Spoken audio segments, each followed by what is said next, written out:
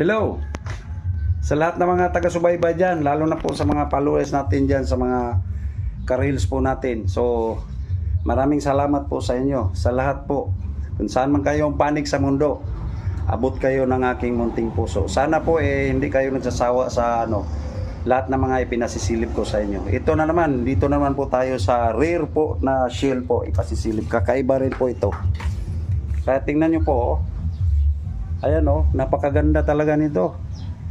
Ayan, itong shell na ito, lumalabas lang po ito pagka may masama panahon. Bali naghahanap po ito ng makakain, kaya nahuli ito ng sumisisid po sa ilalim na napakalalim po.